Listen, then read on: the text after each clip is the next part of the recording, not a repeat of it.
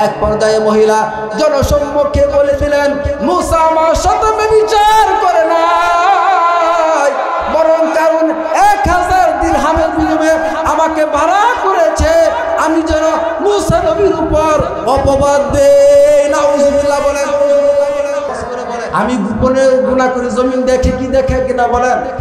আমি যে প্রকাশ্যে গুনাহ করি, জমিন দেখে কি দেখে না বলেন?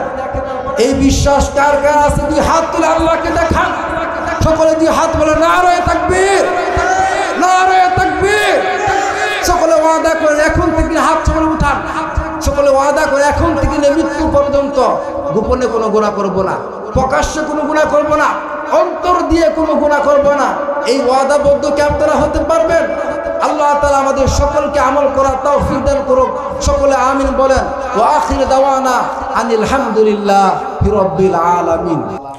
আমার ভাইয়েরা, আমার বন্ধুগণ, কারণ তো জমিনকে গিলে ফেলেছিল। তাফসিরে রুহুল মানি, তাফসিরে কুরতুবী, তাফসিরে মাজহারি, তাফসিরে ইবনে কাসির, তাফসিরে মারিফুল কুরআন, তাফসিরে নূরুল কুরআন সহ তাফসিরে বিভিন্ন নির্ভরযোগ্য কিতাবের মধ্যে পাওয়া যায়। কারণ ছিল হযরতে মুসা আলাইহিস সালাতু ওয়াস সালামের আপন চাচাতো ভাই। কি আওয়াজ করে বলেন? কারণ ছিল হযরতে মুসা আলাইহিস সালাতু ওয়াস সালামের আপন চাচাতো ভাই। এই কারণকে আল্লাহ পাক রব্বুল ইজ্জত যারা এত সম্পদ দান করেছিলেন, এত মাল আল্লাহ দান করেছিলেন, তার এই সম্পদের চাবিগুলো বহন করতে গিয়ে শক্তিশালী যুবক দুর্বল হয়ে পড়তো, ক্লান্ত হয়ে পড়তো। এই কারণ সে তাওরাতের হাফেজ ছিল, মধুর কণ্ঠে সে তাওরাত তেলাওয়াত করতে পারত। কিন্তু এই সম্পদ, এই মাল কারণের জন্য কাল হয়ে দাঁড়িয়েছে, বিপদ হয়ে দাঁড়িয়েছে। কারণের অহংকার বেড়ে গেল, হিংসা বেড়ে গেল। আর এই অহংকার হিংসা যদি কারো চরিত্রে প্রবেশ করে, তাহলে সে সমাজের মধ্যে উৎপাত শুরু করে দেয়, সমাজের মধ্যে সে নেতাগিরি শুরু করে দেয়, মাস্তানি শুরু করে দেয়। কারণের অবস্থা ঠিক তাই হয়েছিল। কারণ সে বলতে লাগলো, আমি মুসার একমাত্র উজির হওয়ার যোগ্য। নাউজুবিল্লাহ বলেন। কারণ বলতে লাগলো একমাত্র আমি মুসার উজির হওয়ার যোগ্য। কিন্তু পরবর্তীতে দেখা গেল হযরতে মুসা আলাইহিস সালাতু ওয়াস সালাম উজির হিসেবে নিযুক্ত করেছেন তার আপন ভাই হারুনকে, এবং তিনি তাকে সহকারী নবীও বানিয়ে দিয়েছেন। তখন কারণের রাগ, হিংসা, গুসা আরো বেড়ে গেল। কারণ সে বলা বলি করতে লাগলো, হারুন হলো হযরতে মুসার আপন ভাই, আর আমি কারণ হলাম তার চাচাতো ভাই। এজন্য সে তাকে তার সহকারী উজির নিযুক্ত করেছে এবং তাকে সহকারী নবীও বানিয়ে দিয়েছে। কারণ তো জানা ছিল না নবুয়ত, রিসালাত এটা আল্লাহর পক্ষ থেকে এমন একটা সম্মান, এমন একটা মর্যাদা যা বিদ্যা দ্বারা অর্জন করা যায় না, যা ক্ষমতার দ্বারা অর্জন করা যায় না, যা সম্পদ দ্বারা অর্জন করা যায় না। বরং আল্লাহ পাক রব্বুল ইজ্জত জালা যাকে ইচ্ছা তাকে নবী হিসেবে মনোনীত করেন। ঠিক কিনা বলেন? ঠিক কিনা? আল্লাহর পক্ষ থেকে যখন হযরতে হারুন আলাইহিস সালাতু ওয়াস সালাম মুসা নবীর স্থলাভিষিক্ত হয়ে গেল, সহকারী নবীও হয়ে গেল। কারণে তখন দম্ভ, অহংকার আরো বেড়ে গেল।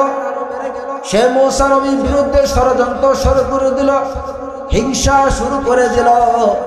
বনি ইসরাঈলের উপর তার জুলুম নির্যাতন আরো বাড়িয়ে দিল। নাউজুবিল্লাহ বলেন। বনি ইসরাঈল ডেকে বলে, হে কারণ তুমি অহংকার করো না, অহংকারকারীদেরকে আমার আল্লাহ ভালোবাসেন না। ঠিক কিনা? আওয়াজ করে বলেন। অহংকারকারীদেরকে কি আল্লাহ ভালোবাসেন? আওয়াজ করে বলেন। অহংকারকারীদেরকে আল্লাহ ভালোবাসে না। দুনিয়ার মানুষ অহংকারীদেরকে ভালোবাসে না। ঠিক কিনা? আওয়াজ করে বলেন।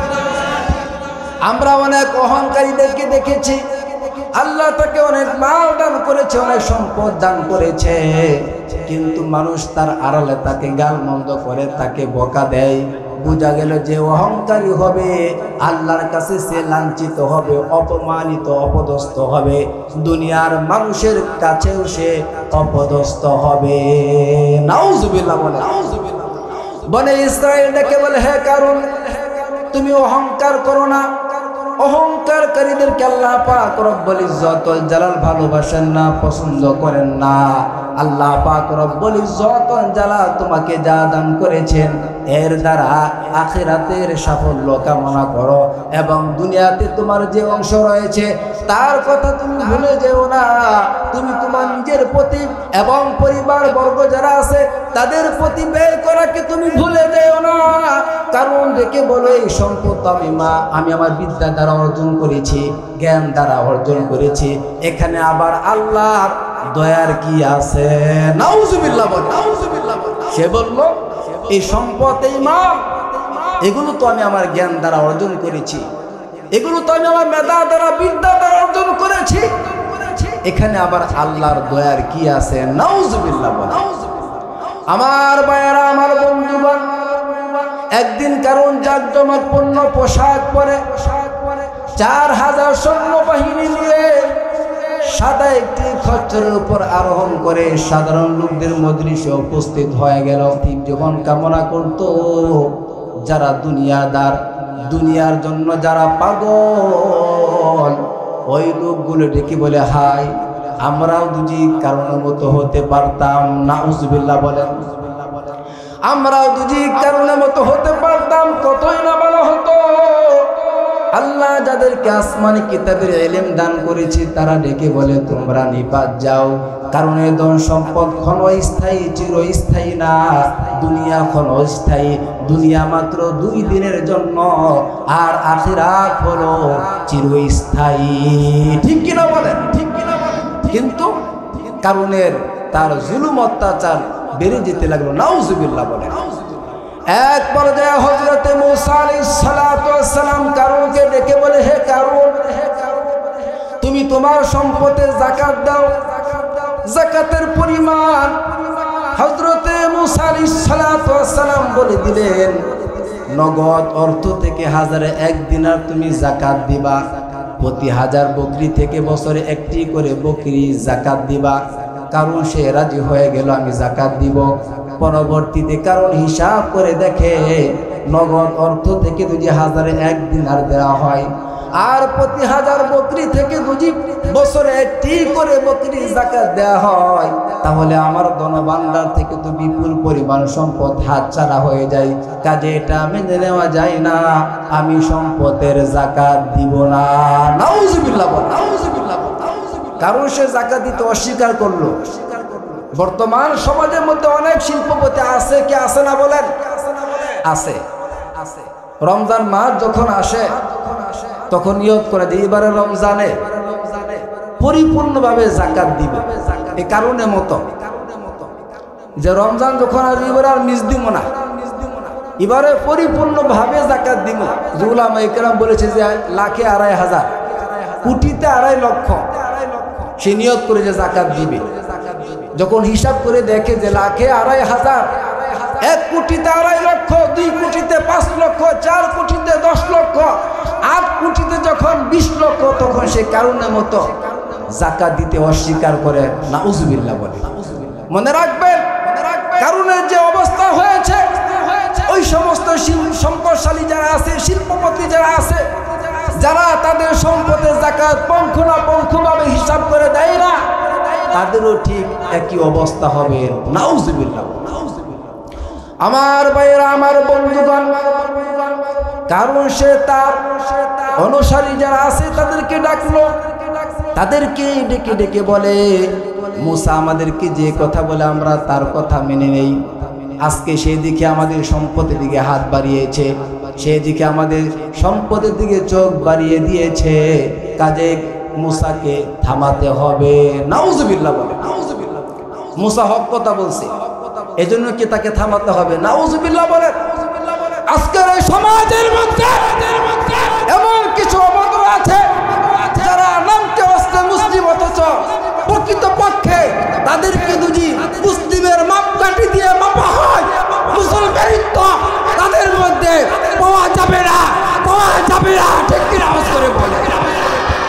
অথচ সে নিজেকে মুসলিম দাবি করে, অথচ সে যদি মুসলমানিত্ব তার মধ্যে যদি থেকে থাকে আর এটা যদি মাপকাঠি দিয়ে মাপা হয় তাহলে সে মুসলিমের কাতারে পড়বে না। নাউজুবিল্লাহ বলে। আমরা কি মুসলিমদের কাতারে থাকতে চাই কি চাই কিনা আওয়াজ করে বলেন। আল্লাহ তাআলা আমাদের সকলকে মৃত্যু পর্যন্ত মুসলিমদের কাতারে থাকার তৌফিক দান করো সকলে আমিন বলে। এ কারণে যখন তার বিরুদ্ধে চলে গেল যে সম্পদে যাকাত দিতে হবে তখন তার মাথা নষ্ট, যে মুসাকে থামাতে হবে, তখন তার অনুসারী যারা তারা মুসাকে পরামর্শ দিল, কারুনকে পরামর্শ দিল কি করা যায়। এক পর্যায়ে কারুন ডেকে বলে অমুক ব্যভিচারী নারীকে ভাড়া করো।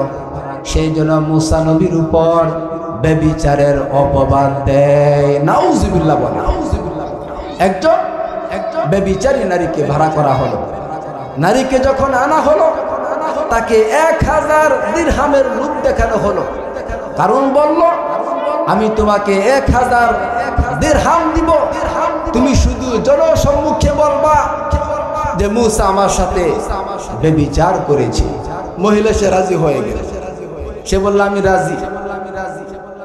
এক পর্যায়ে কারণ বনি ইসরাইলদেরকে একত্রিত করলো। একত্রিত করার পর কারণ ডেকে বলে হে মুসা, বনি ইসরাইল একত্রিত হয়েছে, বিশাল বড় মজমা হয়েছে, হাজার হাজার মানুষ একত্রিত হয়ে গেছে। হে মুসা আপনি আমাদের মজলিসের মধ্যে আসেন, বয়ান করেন। হযরতে মুসা আলাইহিস সালাতু ওয়াস সালাম কারুনের আমন্ত্রণে সাড়া দিলেন।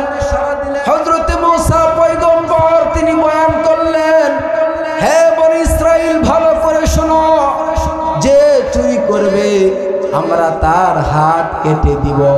কেউ যদি কারো উপর ব্যভিচারের অপবাদ দেয় আমরা তাকে বেতের আঘাত করব।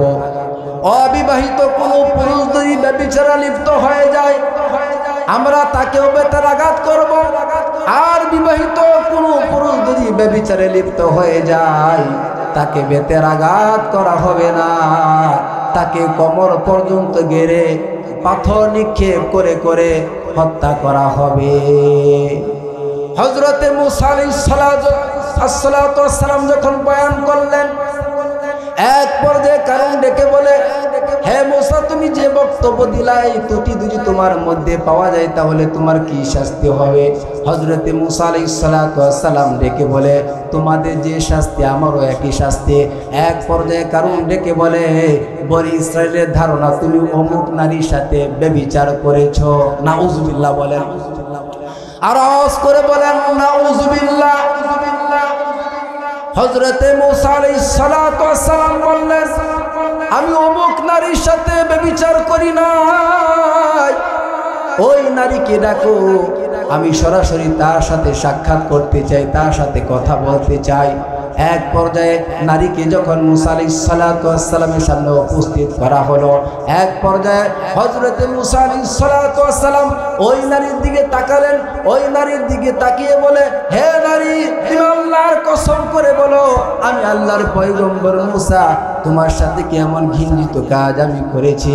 এক পর্যায়ে নারী চিন্তা করতে লাগলো জীবনে বহু যুবকের চরিত্র আমি নষ্ট করেছি, বহু যুবককে আমি জাহান্নামের দ্বার প্রান্তে পৌঁছে দিয়েছি। আজকে আমি যার উপর অপবাদ দেওয়ার জন্য এসেছি তিনি কোনো সাধারণ মানুষ না, তিনি হলেন আল্লাহ পাক রব্বুল ইজ্জত ওয়াল জালালের মনোনীত পয়গম্বর হযরতে মুসা আলাইহিস সালাতু ওয়াস সালাম। আমি যদি তার উপর ব্যভিচারের অপবাদ দেই আল্লাহর পক্ষ থেকে আযাব চলে আসবে, লানত চলে আসবে। কাজে আমি সত্যকে প্রকাশ করে দিব, খাঁটি দিলে তওবা করে নিব। এক পর্যায়ে মহিলা জনসম্মুখে বলে দিলেন মুসা আমার সাথে ব্যভিচার করে নাই, বরং কারণ 1000 দিরহামের বিনিময়ে আমাকে ভাড়া করেছে আমি যেন মুসা নবীর উপর অপবাদ দেই। নাউজুবিল্লাহ বলেন। আমার ভাইয়েরা আমার বন্ধুগণ, সত্য যখন প্রকাশ হয়ে গেল, সত্য যখন অপমান হয়ে গেল, এক পর্যায়ে মুসা নবী তিনি সিজদার মধ্যে পড়ে গেলেন। আল্লাহকে ডেকে বলে আল্লাহ সত্যি আমি যদি তোমার জলিলুল কদর পয়গম্বর মুসা হয়ে থাকি, তুমি কারুনকে পাকড়াও করো, কারুনকে তুমি পাকড়াও করো। এক পর্যায়ে আল্লাহ পাক রব্বুল ইজ্জত ওয়াল জালাল ওহীর মাধ্যমে হযরত মুসা আলাইহিস সালাতু ওয়াস সালামকে জানায়া দিলেন, হে আমার পয়গম্বর মুসা, আমি জমিনকে তোমার অনুগত করে দিলাম, তুমি জমিনকে আদেশ করো। এক পর্যায়ে হযরত মুসা আলাইহিস সালাতু ওয়াস সালাম বলেন, ইয়া আরদু খুযি, হে জমিন তুমি কারুনকে পাকড়াও করো। সুবহানাল্লাহ বলেন। জমিন যখন কারুনকে পাকড়াও করলো, কারুন চিৎকার করতে লাগলো, আর্তনাদ করতে লাগলো। দ্বিতীয়বার হযরত মুসা আলাইহিস সালাতু ওয়াস সালাম ডেকে বলে, ইয়া আরদু খুযি, হে জমিন তুমি কারুনকে পাকড়াও করো। সাথে সাথে জমিন কারুনকে হাঁটু পর্যন্ত গিলে ফেললো। সুবহানাল্লাহ বলেন। তৃতীয়বার বললেন, ইয়া আরদু খুযি, হে জমিন তুমি কারুনকে পাকড়াও করো। সাথে সাথে জমিন কারুনকে হাঁটু পর্যন্ত, কোমর পর্যন্ত গিলে ফেললো।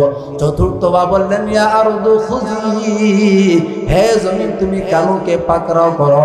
সাথে সাথে জমিন কারুনকে গলা পর্যন্ত গিলে ফেললো। সুবহানাল্লাহ বলেন। কিয়ামত পর্যন্ত কারুন জমিনের নিচে যেতে থাকবে। সুবহানাল্লাহ বলেন। কারণ কিয়ামত পর্যন্ত জমিনের নিচে যেতে থাকবে। হযরত আব্দুল্লাহ ইবনে আব্বাস রাদিয়াল্লাহু তাআলা আনহু বলেন, কারণ প্রতিদিন মাটির নিচে এতটুকু দেবে যাবে যতটুকু তার দেহের দৈর্ঘ্য রয়েছে। যখন হযরতে ইসরাফিল আলাইহিস সালাতু ওয়াস সালাম শিকার মধ্যে ফুঁক দিবেন, ফুঁক দেওয়ার সাথে সাথে কারুন একেবারে জমিনের তলদেশে পৌঁছে যাবে। আবার যখন কিয়ামত কায়েম হয়ে যাবে, তখন কারুন একেবারে জমিনের তলদেশ থেকে উঠে আসবে। সুবহানাল্লাহ। আল্লাহ পাক রব্বুল ইজ্জত ওয়াল জালাল এই ঘটনা, এই কাহিনী পবিত্র কুরআনুল কারীম সূরাতুল কসাস 20 নম্বর পারা 13-14 নম্বর পৃষ্ঠা 76 থেকে 81 নম্বর আয়াতের মধ্যে আল্লাহ পাক রব্বুল ইজ্জত ওয়াল জালাল এই কাহিনী উল্লেখ করেছেন। সুবহানাল্লাহ বলেন। আল্লাহ তাআলা পবিত্র কোরআনের মধ্যে এই কাহিনী উল্লেখ করেছেন যাতে মানুষ সতর্ক হয়, যাতে মানুষ নাফরমানি না করে। আল্লাহ পাক রব্বুল ইজ্জত ওয়াল জালাল জানিয়ে দিলেন, ইন্না কারুনা কানা মিন কওমি মূসা ফাবাগা আলাইহিম ওয়া আতাইনাহু মিনাল কুনুজি মা ইন্না মাফাতিহাহু লাতানু বিল উসবাতি উলিল কুওয়া إذ قال له قومه لا تفرح إن الله لا يحب الفرحين الله أكبر বলেন। আল্লাহ পাক রব্বুল ইজ্জত ওয়াল জালাল পরায়াতের মধ্যে বলেন, ওয়াবতাগি ফীমা আতাকাল্লাহুদ দারাল আখিরাতা ওয়ালা تنس نصيبك من الدنيا وأحسن كما أحسن الله إليك ولا تبغي الفساد في الأرض إن الله لا يحب المفسدين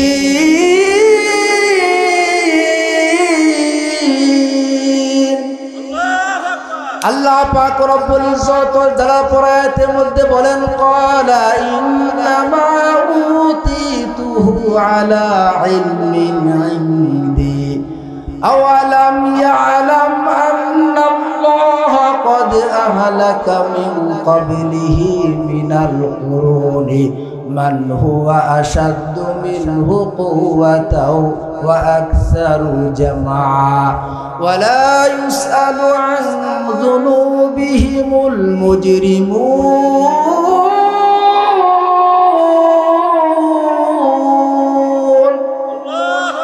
এরপরে আল্লাহ তাআলা বলেন, فخرج على قومه في زينته ক্বালাল্লাযীনা ইউরিদুনাল হায়াতাদ দুনিয়া ইয়া লাইতা লানা মিসলা মা উতিয়া কারুন ইন্নাহু লাযু হায্যিন আযীম।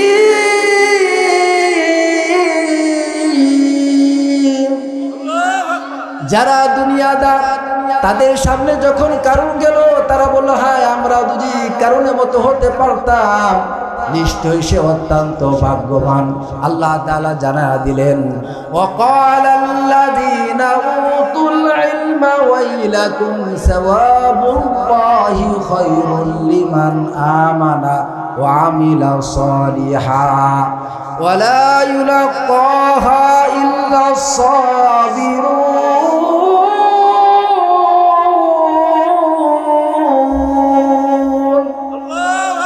যারা ঈমান এনেছে তারা বলে তোমরা নিপাত যাও, কারুনের সম্পদ এটা এখনো স্থায়ী। যারা ঈমান এনেছে আর সৎকর্ম করে তাদের পুরস্কার আল্লাহর কাছে উত্তম শ্রেষ্ঠ।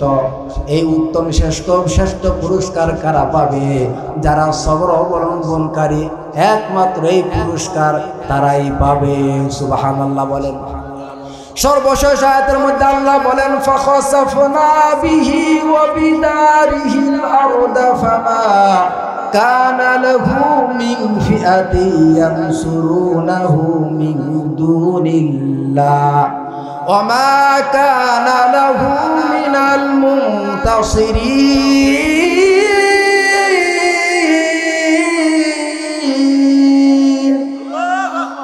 আল্লাহ পাক রব্বুল ইজ্জত ওয়াল জালাল বলেন, আমি কারুনকে তার প্রাসাদ সহ জমিনে দোষিয়ে দিয়েছিলাম। সেদিন কারুনের পক্ষে এমন কোনো দল ছিল যে আল্লাহর আযাব থেকে কারুনকে রক্ষা করতে পারে। সে নিজে আল্লাহর আযাব থেকে রক্ষা পায় নাই, মুক্তি পায় নাই।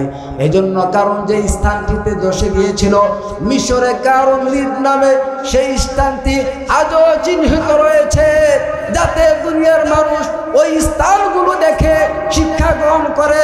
অথচ মানুষ কোনো শিক্ষা গ্রহণ করে না, ঠিক কিনা বলেন? আল্লাহ তাআলা শিক্ষা গ্রহণ করতে বলেছে। আল্লাহ বলে, কুল সিরু ফিল আরদি ফানজুরু কাইফা কানা আকিবাতুল মুজরিমিন। আল্লাহু আকবার বলে।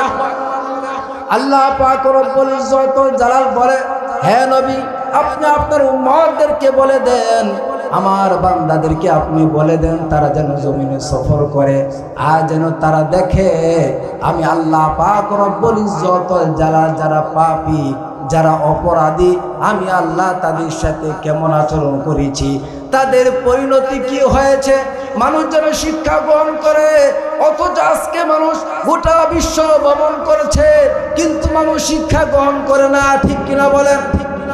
আজকে মানুষ চাঁদের দেশে চলে যায়, সাবমেরিনে চড়ে মানুষ সমুদ্রের তলদেশে চলে যায়, আল্লাহর নিদর্শন দেখে, দেখার পরেও মানুষ শিক্ষা গ্রহণ করে না, ইবরত হাসিল করে না। অথচ আল্লাহ পাক রব্বুল ইজ্জত ওয়াল জালাল বারবার ডাক দিয়ে বলে, ফাতাবিরু ইয়া উলিল আবসার, হে চক্ষুষ্মানেরা তোমরা সচক্ষে দেখো আর শিক্ষা গ্রহণ করো। আল্লাহ তাআলা ডেকে বলে, ফাতাবিরু ইয়া উলিল আলবাব। আমার আল্লাহ বলে, হে জ্ঞানী সম্প্রদায়, তোমাদের মধ্যে যারা জ্ঞানী তারা যেন শিক্ষা গ্রহণ করে। অথচ জ্ঞানী সম্প্রদায় শিক্ষা গ্রহণ করে না, চোখ দিয়ে দেখেও শিক্ষা করে না, বিবেক দিয়ে চিন্তা ভাবনা করেও শিক্ষা করে না। তারা জমিনের উপর ভর করে চলে, যা করতে মন চাই তাই করে, যা বলতে মন চাই তাই করে। অথচ জমিন আমাদেরকে প্রতিদিন ডেকে ডেকে কি বলে, আমরা জমিনের সে ডাক শুনি না।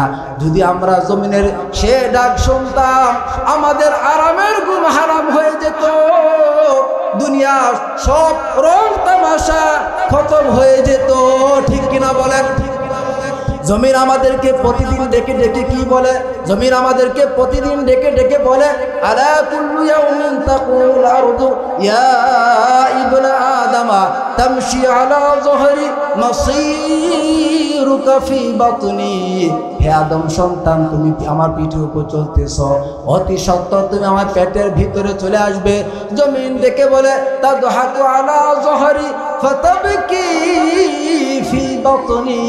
হে আদম সন্তান, তুমি আমার পিঠের উপর হাসতেছ, অতি সত্বর তুমি আমার পেটে এসে কাঁদবে। জমিন আমাকে আপনাকে প্রতিদিন ডেকে ডেকে বলে, তাসুরু আলা যহরি সাতাহজুনু ফি বাতনি। হে আদম সন্তান, তুমি আমার পিঠের উপর আনন্দ ফুর্তি করতেছ, রং তামাশা করতেছ, অতি সত্বর তুমি আমার পেটে এসে পেরেশানিতে পড়ে যাবে। জমিন আমাকে আপনাকে প্রতিদিন ডেকে ডেকে বলে, তাকুলুকাল আলওয়ানু আলা যহরি ফাতাকুলুকাদ দুদু ফি বাতনি। হে আদম সন্তান, আমার পিঠের উপর রং তামাশা তোমাকে খেয়ে ফেলছে, অতি সত্বর আমার পেটের পোকামাকড় তোমাকে খাবে। নাউজুবিল্লাহ বলেন। প্রতিদিন জমিন আমাকে আপনাকে এভাবে ডেকে ডেকে বলে। এজন্য আমাদের আমলগুলো পর্যবেক্ষণ করার জন্য আল্লাহ তাআলা 4 জন সাক্ষী নিযুক্ত করেছেন। এর মধ্যে 1 নম্বর সাক্ষী হলো জমিন। কি আওয়াজ করে বলেন? 1 নম্বর সাক্ষী হলো জমিন। আমি আপনি জমিনের উপর কি করতেছি? নামাজ পড়তেছি নাকি চুরি করতেছি, বাটপারি করতেছি, সিটারি করতেছি, গোপনে গুনাহ করতেছি, প্রকাশ্যে গুনাহ করতেছি, ডিজে পার্টি করতেছি, আর বেকার নারীদেরকে একত্রিত করে লক্ষ লক্ষ কোটি কোটি টাকা দিয়ে আল্লাহর জমিন অপবিত্র করতেছে। এটা জমিন দেখে কি দেখে আওয়াজ করে বলে? জমিনের মধ্যে কোনো অপকর্ম যদি হয়, কুকর্ম যদি হয়, আর মুসলিম তাওহীদি জনতা যদি বাধা না দেয়, তাহলে আল্লাহর পক্ষ থেকে যখন আযাব আসবে, গজব আসবে, ওই গজব শুধু যারা এই পাপে জড়িত তাদের উপর আসবে না, বরং এই পাপের কারণে ওই সমস্ত লোকেরাও পাকড়া হয়ে যাবে যারা এখানে শরীক হয় নাই, অংশগ্রহণ করে নাই। এমনকি নবজাতক শিশু, নবজাতক দুধের বাচ্চা যে মাত্র মায়ের পেট থেকে ভূমিষ্ঠ হয়েছে, আল্লাহর আযাব থেকে, আল্লাহর পাপ থেকে ওই শিশু পর্যন্ত সেও নাজাত পাবে না। নাউজুবিল্লাহ। পাপ করে কয়জন? আওয়াজ করে বলেন। 1 জন। কয়জন? অথবা 2 জন। কয়জন? অথবা 10 জন। কয়জন? আওয়াজ করে বলেন। অথবা 20 জন, অথবা 50 জন, ধরলেন 1000। কিন্তু এই পাপে অংশগ্রহণ করে না আরো 99,000। এই 1000 মানুষের কুকর্ম করার কারণে জমিন 99,000 মানুষকে পাকড়াও করে। এটা আল্লাহর নিয়ম, আল্লাহর ওয়াদা, আল্লাহর বিধান হলো, কেউ যদি আমার জমিনকে অপবিত্র করে, কেউ যদি আমার জমিনকে নাপাক করে, ওয়াত্তাকু ফিতনাতাল্লাহ তুসিবান্নাল্লাযীনা যালামু মিনকুম খাসসা ওয়ালামু আল্লাল্লাহা শাদীদুল ইকাব।